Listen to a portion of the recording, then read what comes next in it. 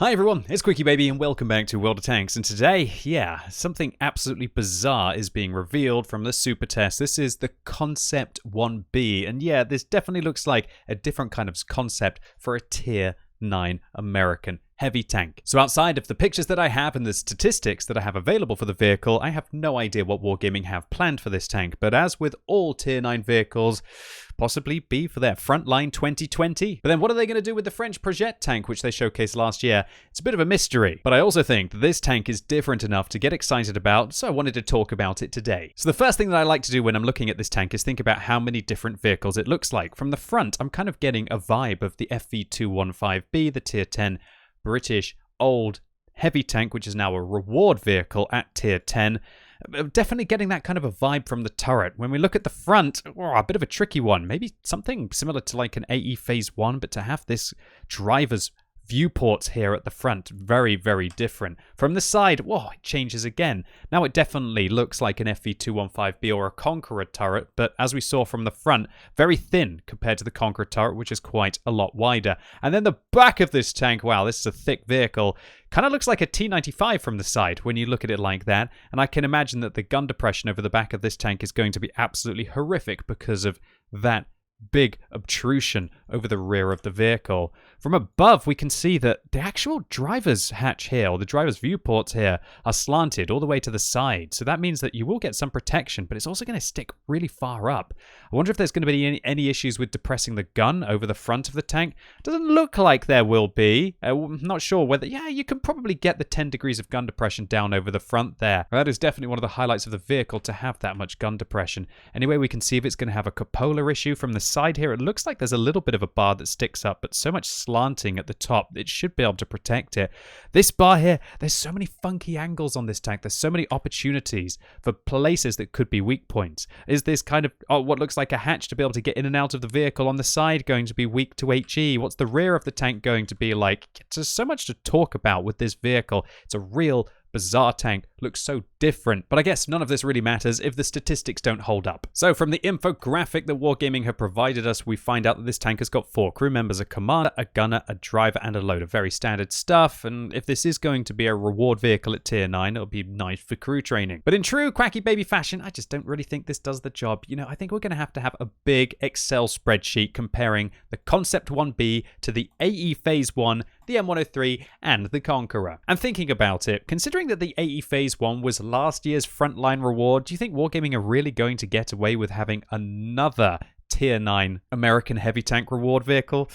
Yeah, possibly not. So what are the highlights of the Concept 1B? What is it good at? Well, let's talk about the firepower that the vehicle has first. It has a 120mm main armament, very comparable to the other American and British heavy tanks at its tier, with identical damage on its standard rounds, gold rounds, high explosive rounds, and identical penetration on its standard rounds, but worse penetration on its premium rounds. And it looked like it was actually getting high explosive anti-tank on its premium rounds, so do keep that in mind. And it's very interesting for me when Wargaming either try to balance vehicles by giving them worse premium rounds, or maybe this is because they're planning on lowering the overall penetration of Tier 9 and Tier 10 tanks. But if that was the case, why wouldn't they have done it with the AE Phase 1? Seems like an interesting mechanic to me, but it's always a little bit bizarre how they decide that. The high explosive rounds on this vehicle are quite poor compared to the AE Phase 1 and the M103, and they pale in comparison to the Conqueror's special HESH ammunition. But wow! Now on to one of the highlights of this tank, the rate of fire, 5.88.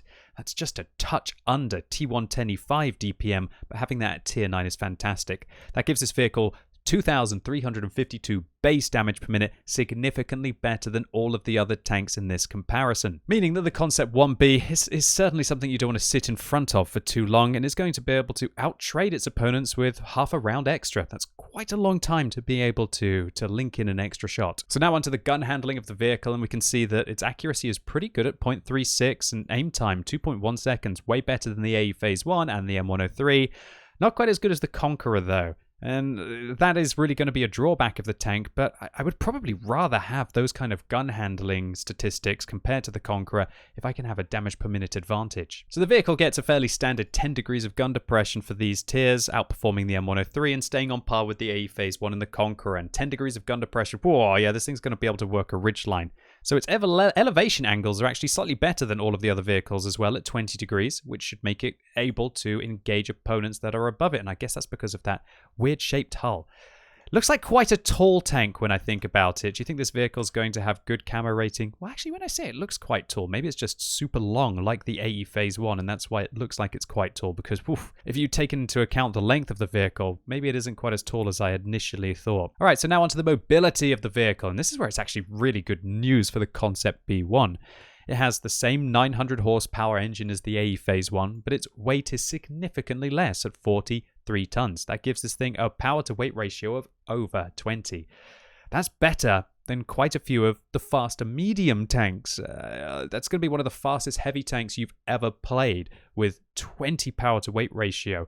Combine this with an awesome top speed of 45 and 18 reverse speed and a hull traverse of 42. This is one of the most mobile heavy tanks in the game. And when I think that it has the DPM, its gun handling is better, the fact that this thing has mobility as well. Yeah, statistically, I think this thing's looking a little bit scary. And this is the point of the video where I must remind you that this is currently being super tested. Statistics are subject to change, although I have to admit, with all of the previous super testing tanks that have been revealed, the statistics have pretty much stayed the same, if not also got a little bit better. So maybe this one will get a little bit worse. But even if they say reduce the power to weight ratio down to 18 and they reduce the top speed down to 40, this is still going to be a very fast vehicle if it keeps all of its gun handling and DPM. It's going to be a bit of a monster. That's, of course, if it doesn't sacrifice all of its armor to be able to gain these attributes. So let's take a look at the hull armor. 130, definitely not anything to write home about, but it is slightly better than the AE Phase 1. Its side armor is 120, and I just had to triple check that because that sounds like some very thick side armor, and yeah, it is 120 millimeters of side armor. That sounds amazing, almost as if you could side scrape very well indeed when your side armor is nearly as thick as the front of the tank. How does that even make sense? Maybe this vehicle is going to be a bit similar to a Soviet tank, where it's actually the upper half of the hull, which is incredibly well armored.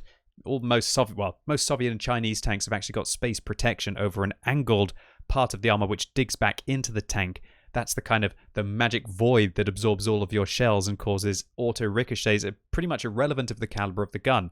Maybe the Americans are going to have that kind of protection on the side of the vehicle, but just working in a different way. Be very interesting to see, but with 120 millimeters of side armor, definitely one of the better ones. And considering all of the other aspects of this tank, I was really expecting this thing to be very lightly armored indeed. So it's also got 80 millimeters of rear armor on the hull, which is better than all of the other tanks in this comparison. And now onto the turret armor, 250. It's not incredible, but it's definitely not terrible.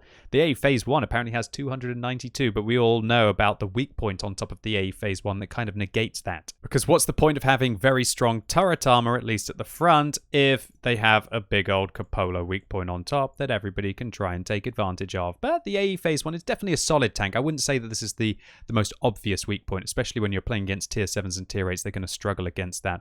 But as soon as people load the gold, it does become a bit of an issue unless you're using all of your gun depression. But for the concept to have the same turret armor roughly as the M103 and the Conqueror, with no obvious weak point on top of the tank apart from possibly this cupola, yeah, this thing's looking pretty gnarly indeed. So 110 millimeters of side armor, the best in this comparison, and 100 millimeters of rear turret armor as well. It's definitely going to protect you from some high explosive rounds, or maybe when artillery manages to hit you in the back.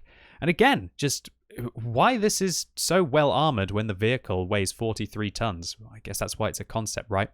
So to finish this all off, it has 1,800 hit points and 400 meters view range. That's very nice indeed, because with an excellent crew in this vehicle, as you probably will do in some American heavy tanks somewhere in your garage, you're probably going to be able to get away with using a premium consumable and vents in this tank rather than using coated optics, which you really must do in a vehicle like the AE Phase 1 and the M103 that have 390 meters view range. So that's going to bump everything else up about this tank. Of course, there are some things we don't know right now. About the weak points, we can only guess by looking at the tank. We also don't know about the dispersion values when moving and when turning the turret. And we also don't know if there are any overmatch chances. But considering that hopefully Wargaming is showing us the thinnest parts of the armor here, well, actually, that's not true. Wargaming always show us the thickest parts of the armor, not the thinnest. There will be some opportunities to perhaps overmatch this tank. But really, will it? Even on top, it doesn't look like that's a thin part. It doesn't look like it's just been welded on top top of the vehicle. Looks like it's one continuous design, and I'd be surprised if that was going to be the case. Maybe this thing will have a really bad mantlet, or maybe it will have a good mantlet. I'm just trying to think about ways that Wargaming are going to have to be able to balance this tank. Oh, I just thought, what happens when you side scrape in the vehicle? Wow, that protects the back. Oh, I can already know what's going to happen here, boys and girls. You see this bit that bumps up at the back? If that is not very thick, although it looks like it's quite thick along here, that'll be a significant issue if you try to side scrape out on this tank. If you try and side scrape out on this tank, I can imagine that this place will be really easy to hit. So I'm hoping the armor on this part of the armor is going to be good. If it's not, that could be a little bit of an issue. But all in all, the Concept 1B, an absolute bizarre looking tank. I think it looks really cool, personally. Does it really fit into a World War II kind of based / early Cold War kind of tank design? Not sure about that, but let's be honest, Wargaming have already pretty much passed that point, and I think necessarily. I feel that they need to keep adding in new vehicles into the game to keep our interest. I think this thing looks cool. I would like to get my hands on this. I'd like to test it. I wish I could be a super tester so I can see how Wargaming go through their development process and their testing process specifically. Because all in all, when I look at the statistics of this tank, it's a tank that in theory, I guess it sacrifices some premium penetration to be able to get DPM. All right, sign me up. It has not best in class, but very good gun handling. It has incredible mobility for a heavy tank. This will be one of, if not the fastest heavy tanks in the game that actually has a significant amount of armor as well. Wow, AE Phase 1. Sign me up, boys and girls. This thing looks like it's going to be an incredible tank. And maybe Wargaming are doing that because they are going to try and put this, please Wargaming, don't put this behind a 100-hour playtime not paywall, sorry, a play wall like you did with the AE Phase 1. Although the AE Phase 1 with its double tracks and the fact that it gets a free large repair kit, pretty cool tank. But this thing, statistically, this just looks so much more interesting for me. If you can give me that kind of mobility and a reasonable amount of armor, this thing is going to compete very heavily with medium tanks at tier 9 with that kind of mobility, which is always something that will get me excited inside World of Tanks. All right, so ladies and gents, boys and girls, that's it for today. I hope you enjoyed this sneak peek at the Concept 1B. Remember, it's a super test. Everything is subject to change. The statistics look very good right now. If you enjoyed the video, give it a thumbs up. If you hated it, give it a thumbs down. And let me know what you think about the Concept 1B. And its statistics. Do you think that this tank looks absolutely crazy? I kind of do. I think it looks really, really good. What am I missing? Where's the weak points, boys and girls? What's going to let this tank down? Let me know. And as always, thank you so much for watching. You've been epic, and hopefully I'll see you soon.